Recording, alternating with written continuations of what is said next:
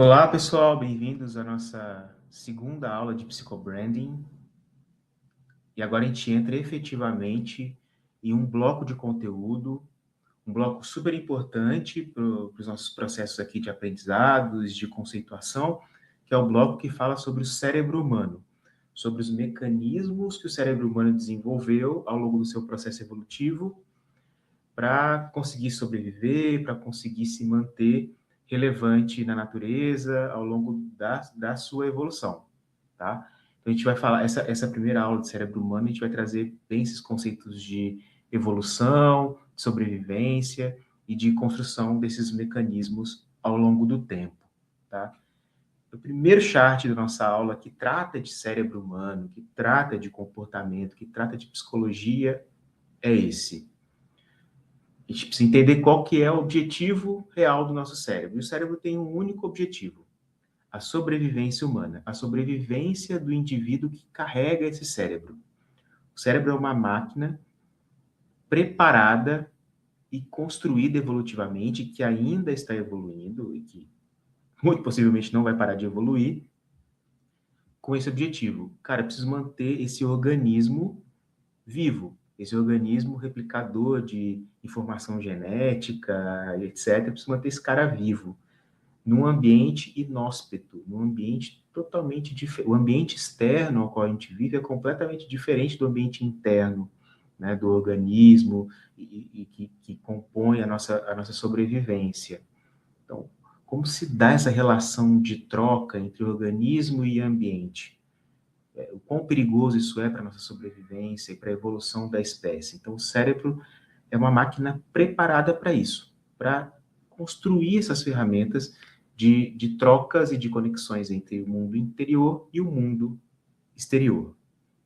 E, de novo, para garantir essas sobrevivências ao longo da evolução da espécie, ele foi criando mecanismos, foi desenvolvendo mecanismos, padrões, para que a gente consiga se estabelecer e se manter vivos no ambiente.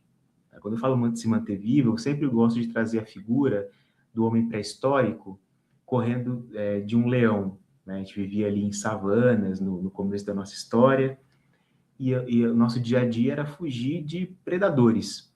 Né? E a gente precisava pensar muito rápido para isso acontecer, porque imagina, você está lá no meio da savana, sozinho, ou em um grupo de poucas pessoas, e de repente você vê um leão na sua frente, um mamute na sua frente. Cara, se você for parar para pensar muito se você tem que lutar ou se você tem que fugir para garantir sua sobrevivência, cara, a gente não estava aqui contando a história. Eu não estava aqui dando essa aula para vocês não estavam aí me ouvindo, porque a espécie humana não teria conseguido sobreviver nesse ambiente. Né? Ele seria basicamente devorado por leões. Então, se eu parasse para pensar e raciocinar sobre isso, já não ia dar tempo. Ele é muito mais rápido do que o meu raciocínio, muitas vezes, né? Então, o cérebro precisou criar mecanismos que garantissem uma velocidade de comportamento a ponto de eu não precisar pensar sobre o que eu tenho que fazer, que é correr ou lutar. Eu simplesmente faço a coisa acontecer. Então, o cérebro, mediante esse cenário que pedia para o humano essa agilidade de comportamento, o cérebro criou mecanismos que constroem essa velocidade na tomada de decisão e na ação efetiva. E esse mecanismo, aqui a gente vai começar a entrar no universo do cérebro. Esses mecanismos de velocidade, eles foram construídos a partir dos nossos processos de emoção e de memória. Então, o sentir e o lembrar-se, ele é fundamental para esse processo de tomada de decisão e ação rápidas. Então, na equação do comportamento humano, evolutivamente falando, o sentir e o lembrar-se vem antes do pensamento racional, tanto em comportamento quanto em evolução. Então, ao longo dos 5 milhões de anos que a espécie humana está neste planeta evoluindo biologicamente falando, ele desenvolveu esse mecanismo de preciso ser rápido nas minhas ações, eu preciso acessar memórias muito rapidamente, emoções, de situações passadas parecidas com essa, para que eu tome a decisão. Então, como memória e emoção agem aqui? Quando eu vejo um leão na minha frente, eu preciso rapidamente acessar a informação de o que aconteceu da última vez que eu tive essa presença de perigo na minha frente. Como eu me comportei? O meu comportamento garantiu a minha sobrevivência? Então, eu preciso repetir este comportamento. Como eu acesso esse comportamento passado de referência? Através da memória e através das emoções atreladas a essa memória. Emoção positiva de sobrevivência, repito o comportamento. Emoção negativa, busco um outro comportamento e vou pensar na maneira como eu devo agir ou não. Então, René Descartes, que é um grande filósofo da nossa história, ele trouxe o conceito de penso, logo existo. Quando a nossa história, quando a humanidade começou a olhar para a racionalidade como um grande ativo de diferenciação humana, enfim, das civilizações da história, hoje a gente olha, hoje a neurociência e a compreensão do funcionamento do cérebro humano, eles contam para a gente uma narrativa um pouco diferente, que é, ao invés de caracterizar o humano com pensamento, penso, logo existo, é trazer a questão do sentimento. O sinto, logo existo, antes do penso, logo existo. Olha como isso muda a perspectiva em relação à construção de nós mesmos como indivíduos no ambiente, né? Então, esse conceito de entender a relação da conexão com a emoção e de memórias para nossa sobrevivência e como isso funciona ainda hoje como uma herança no nosso comportamento é muito importante para a gente entender como as marcas e negócios operam nesse processo de tomada de decisão e de ação de compra, ok? E aí esse homem primitivo que desenvolveu esse mecanismo de velocidade nas tomadas de decisão e nas ações, ele tem um cérebro, o mesmo cérebro desenvolvido ali há 5 milhões de anos é o cérebro que hoje está aqui operando numa civilização que não corre tantos riscos de vida, de sobrevivência, no sentido de vai encontrar um leão andando na rua e ele pode me devorar, isso não vai acontecer. Uma sociedade que construiu uma outra dinâmica, uma outra maneira de garantir a sobrevivência da espécie, de maneira muito mais fluida, de maneira muito mais segura, de fato, mas ainda assim, mesmo assim, esse cérebro ainda pensa, ainda imagina, pensa entre aspas, né, que esse indivíduo que o carrega vive numa savana africana correndo riscos de vida continuamente. Então, os nossos comportamentos hoje na sociedade moderna muito tem a ver e muito se assemelham com os comportamentos dos nossos pais e ancestrais primitivos que tinham, né, a questão da sobrevivência efetiva muito mais preponderante no seu estilo de vida, ok? Isso delimita nosso comportamento. E aí vamos olhar, então, para o objetivo do cérebro. Qual é o objetivo principal do cérebro? É manter o indivíduo vivo enquanto ele luta pela sua sobrevivência e se adapta ao ambiente. Então, são duas questões. Eu preciso garantir que esse indivíduo sobreviva ao ataque de um predador e eu preciso também que ele se adapte ao ambiente. Na aula de introdução, a gente falou sobre esse comportamento dual do cérebro, entre manter os padrões que ele conhece de segurança, mas, ao mesmo tempo, introduzindo conceitos de adaptação a ambientes. Então, ele precisa manter o padrão, mas ele também precisa mudar, a se adaptar a novos ambientes, a realizar mudanças de padrões efetivamente, porque os ambientes mudam ao longo da história da sua evolução. Então, o cérebro também precisa estar preparado para compreender o novo e se adaptar ao novo. A gente vai entender também que isso é super importante para os processos de construção de marca, de tomada de decisão e de ação, porque isso também faz parte do comportamento do cérebro humano, tá? Então, aqui, para a gente entender um resumo do que a gente está falando até agora, o cérebro, para garantir essa sobrevivência, ele constrói um banco de aprendizados, memórias e emoções de situações passadas que podem ser acessadas e utilizadas para as tomadas de decisão futuras, que elas sejam rápidas, para que eu não precise pensar muito para tomar uma decisão de sobrevivência. Ok? Acho que isso está claro, né? E isso impacta, segundo o bloco embaixo, as tomadas de decisão em situações futuras. Ok? Então, aqui a gente tem, olhando ainda por essa perspectiva de adequação ao ambiente, eu preciso entender como o cérebro faz para ler o ambiente. Ler o ambiente para se adequar ao ambiente.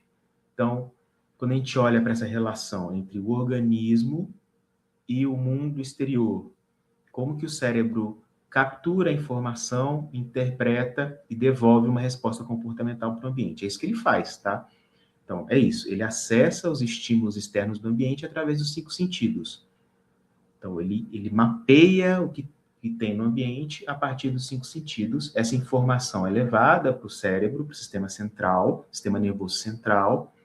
Lá ele faz um processo de interpretação, entende o seu risco potencial à sobrevivência desse indivíduo, constrói um comportamento a ser respondido, opera os comandos de resposta e devolve uma resposta ao ambiente como um comportamento.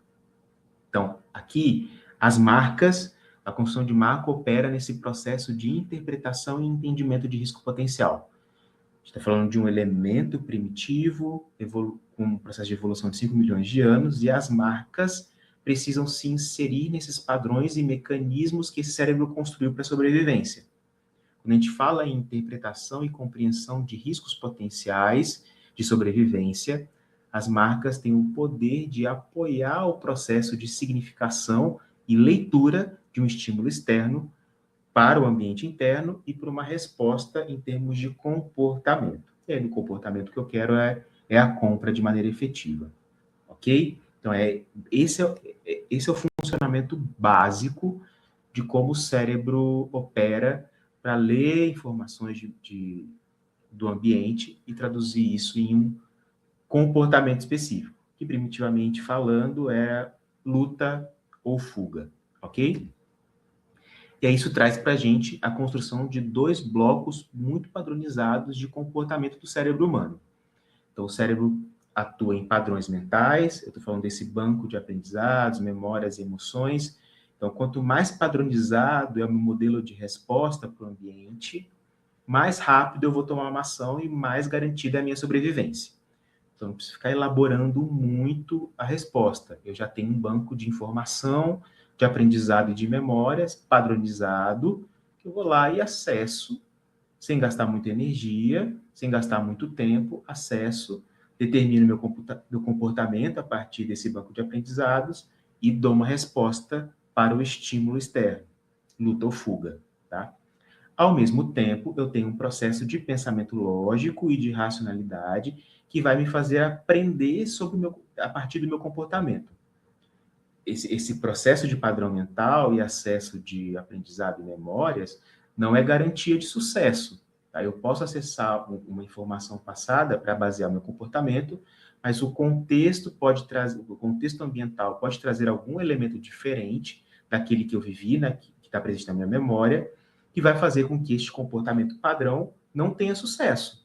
Algum elemento externo vai modificar o padrão do ambiente, o padrão da informação do ambiente, e vai fazer com que eu não tenha sucesso, que eu seja devorado pelo leão. O cérebro precisa aprender também com esses erros de padrão do ambiente para construir o aprendizado e as adaptações contínuas para enriquecer esse banco de aprendizado de memórias. Então, entende que o processo de evolução do cérebro ao longo do tempo é sempre esse equilíbrio, é sempre esse balanço entre construção de padrão mental, emoções e memórias, para tornar mais rápido e fluido o meu processo de comportamento, compreensão do ambiente onde eu dei essa resposta, entender onde eu preciso aprender, onde eu tive um estímulo diferente, o que é esse estímulo diferente, foco nesse aprendizado e trago os inputs de aprendizado para mim e vou tornando cada vez mais sofisticado o meu banco de aprendizado, de memórias e de emoções, construindo esse padrão mental. Então, mas ao mesmo tempo, eu estou olhando para um processo contínuo de adaptação e de aprendizado. Os padrões mentais vão trazer para a gente o que a gente chama de vieses. Então, o viés é isso. Eu trabalho, eu opero o meu comportamento de uma maneira padrão, mas ele pode ser, esse comportamento ele pode estar enviesado porque eu estou atuando em um ambiente onde ele não é 100% igual ao ambiente onde eu operei de acordo com o meu comportamento que está vivo na minha memória e que eu acesso. Tá? Então, esse viés é esse meio do caminho entre aquilo que eu tenho de padrão e aquilo que é novo e diferente no ambiente ao qual eu preciso me adaptar. Então, o cérebro sempre funciona nesse equilíbrio entre padrão mental e vieses versus os aprendizados e o ímpeto de adequações que eu preciso realizar ao ambiente diferenciado, diferente. Ok? Aqui um exemplo de viés, que é o viés de confirmação. Trazer agora para os nossos tempos. Né? Essa charge aqui do Daniel Paz, ela traduz claramente o que é viés de comportamento, o que é viés de confirmação, desculpa. O pai está no computador e a filha, pai, não pai, essa é uma notícia falsa. E o pai responde, mas como pode ser uma notícia falsa se diz exatamente o que eu penso? Então, aqui claramente ele está demonstrando um viés de confirmação, de um padrão de pensamento que foi estabelecido no seu condicionamento de comportamento e de pensamento e de compreensão e leitura do mundo. Tá? Então, os padrões mentais geram vieses. E as marcas vão trabalhar o tempo inteiro num equilíbrio entre confirmação desses vieses e quebra desses vieses. Então, as narrativas de construção de marca também atuam nessa equilibração de confirmações e de mudanças de padrão de pensamento e de comportamento. Tá? Então, aqui a marca opera nesse sobrevalorizado que é a confirmação em si, que trafega entre o que dizem os fatos. Então, você tem um fato que contradiz a tua verdade, um fato real, versus aquilo que confirma a tua crença. As marcas trafegam nesse universo que transita entre aquilo que eu penso e que é confirmado no meu cérebro e aquilo que o ambiente traz de novo e que precisa ser, de fato, modificado e adaptado. Ok? Deixa eu começar agora a trazer alguns conceitos e alguns estudiosos relevantes para os nossos entendimentos sobre comportamento, sobre cérebro.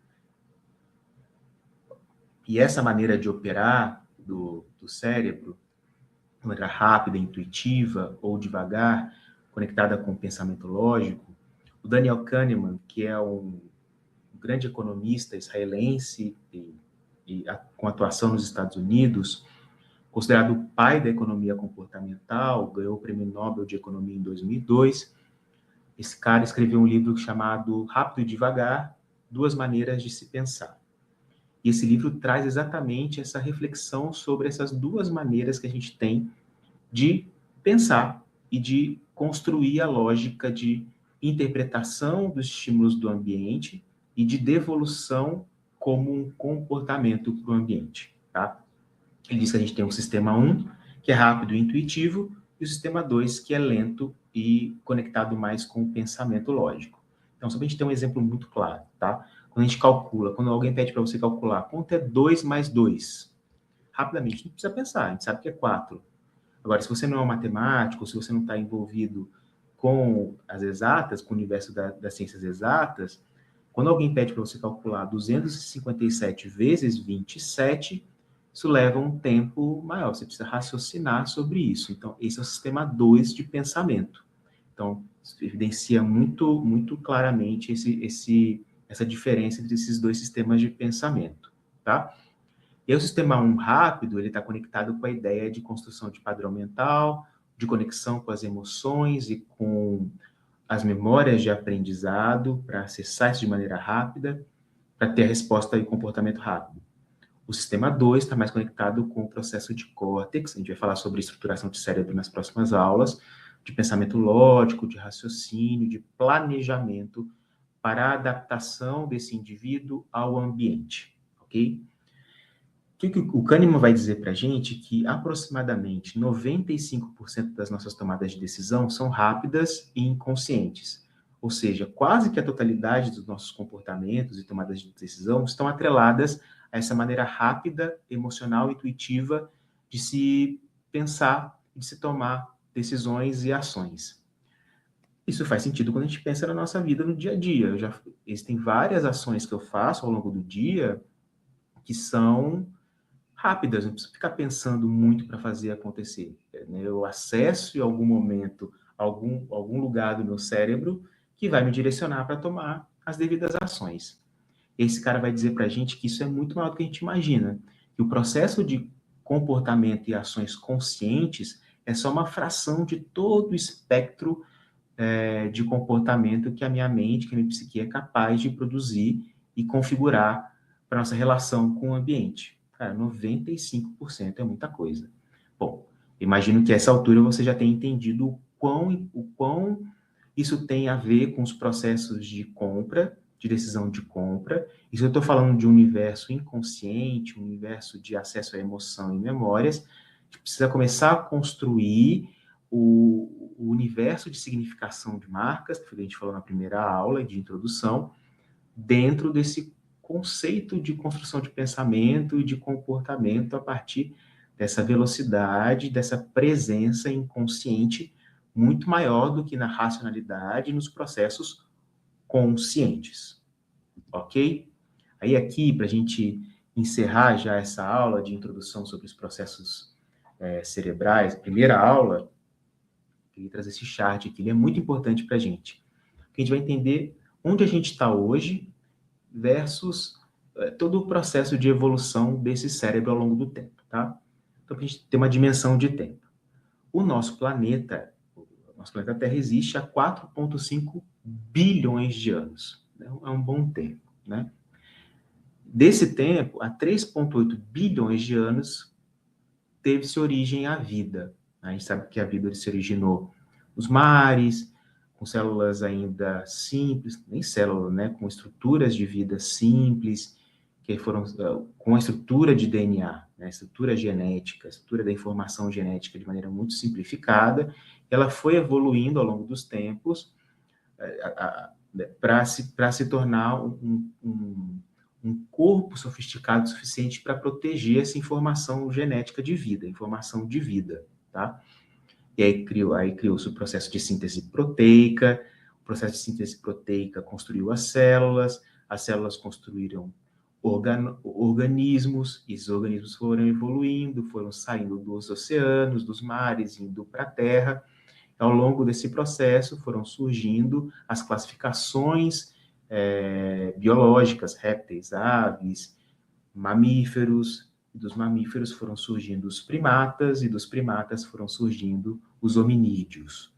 Os hominídeos existem na Terra há 5 milhões de anos. É muito tempo. Então, oficialmente, o nosso cérebro humano, hominídeo, está evoluindo há 5 milhões de anos neste planeta.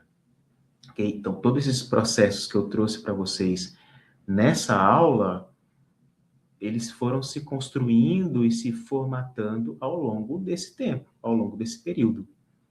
É muito tempo de processo evolutivo. E aí a gente nem está falando de Homo sapiens. Homo sapiens a gente começa a falar a partir de 250 mil anos atrás. Existem muitas outras espécies humanas ao longo desse processo evolutivo que foram construindo essa narrativa de construção de mecanismos para sobrevivência no ambiente inóspito e de constante adaptações, que é o planeta Terra, tá? Então, o Homo sapiens como espécie existe que é uma das espécies de humanoides, de hominídeos, desculpa, existe há 250 mil anos apenas, olhando toda a trajetória de evolução da Terra. Desse tempo, em 100 mil anos, a gente desenvolve a cognição e a linguagem. Cognição, pensamento lógico, desenvolvimento do córtex, do córtex pré-frontal. A gente vai falar de estrutura de cérebro. Antes do desenvolvimento do córtex pré-frontal, de 250 mil anos, de 5 milhões de anos, 250 mil anos, de 100 mil anos, o cérebro opera basicamente pelo tronco encefálico, que é o que a gente chama de cérebro reptiliano, sobrevivência, instintos, funções básicas do organismo, e sistema límbico, processamento de emoções e de memórias para entendimento para sobrevivência no ambiente. Tá? Então, olha o tempo de diferenciação. Claro, a cognição existe nesse período todo, ele é desenvolvido junto, mas por uma fração de tempo diferente na escala evolutiva. Na prática, a cognição ela só vai, de fato, ter o seu processo evolutivo a partir do momento que a gente descobre e domina o fogo. Porque quando a gente domina o fogo, a gente começa a cozinhar os alimentos. O que isso significa na prática? E aqui a gente tem esse quadro, tá vendo os esqueletos de crânio humano? Olha como antes da descoberta do fogo, o nosso crânio tinha a mandíbula muito bem desenvolvida e a caixa craniana onde o cérebro era guardado era menor. Porque eu precisava mastigar muitos alimentos porque eu não cozinhava os alimentos. Então, o processo de mastigação e digestão era muito mais complexo, demandava muito mais energia do organismo, então eu precisava ter essa parte da mandíbula muito mais desenvolvida. E o cérebro nem tanto, porque eu não pensava tanto no fim do dia, certo? Quando a gente descobre e domina o fogo, eu começo a cozinhar os alimentos, o processo de cozinhar os alimentos, ele já é um processo de introdução ao processo digestivo mesmo. Quando eu me alimento de alimentos cozidos, existe uma pré-digestão nesse cozimento. Então, eu não preciso gastar mais tanto energia no processo de mastigação e de digestão. Então, esse processo de gasto energético para a digestão, essa energia vai ser potencializada para o desenvolvimento do córtex cerebral, que é o processo de racionalidade. E aí você veja como muda a nossa caixa craniana. Quando surge o Homo sapiens, a nossa mandíbula ela já é muito menor, ela já é muito mais para dentro, e a caixa craniana, de fato, ela já é bem maior. Então, por isso a gente precisa entender o processo evolutivo. Quando a gente entende isso, a gente compreende como a gente opera e se comporta no ambiente, tá? E aí, em 100 mil anos, a gente tem o processo de cognição, desse processo de desenvolvimento cognitivo e de linguagem muito mais desenvolvidos. Mas ainda somos nômades, ainda ficamos andando por aí, desbravando o mundo. Só há 10 mil anos a gente deixou de ser nômade. O que isso significa? Que quando a gente descobre a agricultura, quando a gente descobre que a gente sabe a plantação, a gente descobre que a gente pode ficar parado no mesmo lugar. A gente não precisa mais ficar andando por aí para buscar alimento. Então, quando a gente se sedimenta em um lugar específico, a gente constrói a civilização. As sociedades se solidificam. A gente começa a ter mais construções de grupos maiores, que a gente vai chamar de sociedade, e aí chegando no que a gente tem hoje, pensando nesse conceito de sociedade, de vida em civilizações, tá? E aí, desses 10 mil anos, há 7 mil anos, a gente desenvolve a escrita e os processos simbólicos eles se tornam mais padronizados, tá? Há 500 anos, a gente tem a revolução científica e industrial e há 50 anos a gente tem a internet. Celular, assim, na prática, há 10 anos, há 15 anos. Então, essa é a grande compreensão que a gente tem que ter sobre os processos evolutivos do cérebro humano. O cérebro é uma ferramenta que evolui há 5 milhões de anos, e essa mesma ferramenta que construiu esses padrões de sobrevivência em ambientes é o mesmo cérebro que opera e se comporta na frente de um celular. Tranquilo, sentadinho no seu sofá da sua casa, deitado, apenas scrollando a sua rede social. Então, esse é o grande entendimento contemporâneo que a gente tem que ter hoje sobre o nosso comportamento. Os nossos comportamentos são padronizados, isso é um fato. O tempo inteiro o cérebro se equilibra entre manter o padrão e se adaptar ao novo, mas isso é um processo que demora. A nossa sociedade evoluiu nos últimos 500 anos de maneira muito rápida, trazendo muitos estímulos para o nosso cérebro, e o cérebro não acompanha na mesma velocidade esse processo evolutivo da sociedade. Então, o cérebro se comporta mesmo operando em uma sociedade que não traz riscos potenciais à nossa sobrevivência, se comporta da mesma maneira que ele se comportava há milhões de anos atrás em uma savana africana, onde ele tinha riscos de sobrevivência eminentes. Então, todos os processos que ele construiu, mentais que ele construiu para sobreviver, a gente ainda tem como herança, e não somente como uma herança registrada, mas como uma herança que tem impacto total no nosso comportamento. O que o Kahneman vai dizer para a gente, que foi o autor que a gente acabou de olhar aqui, é que a grande maioria desses comportamentos ainda são regidos por essa perspectiva de padrão mental, onde operados no inconsciente, onde eu acesso emoções, eu acesso memórias para tomar ações, tomar decisões e ter ações mais rápidas e mais garantidoras de sobrevivência no ambiente, tá? Então, essa é uma aula de introdução ao cérebro humano. A gente vai ter mais algumas aulas para falar de estrutura, de comportamento, uma série de outros elementos que são importantes para a compreensão do cérebro humano. Mas o que eu quero que vocês tenham conseguido enxergar nessa aula, que consigam enxergar nas próximas aulas, é já trazer como as marcas, como negócios tendem a se inserir nesse contexto de cérebro humano e de comportamento pautado nesse contexto evolutivo do nosso cérebro, ok?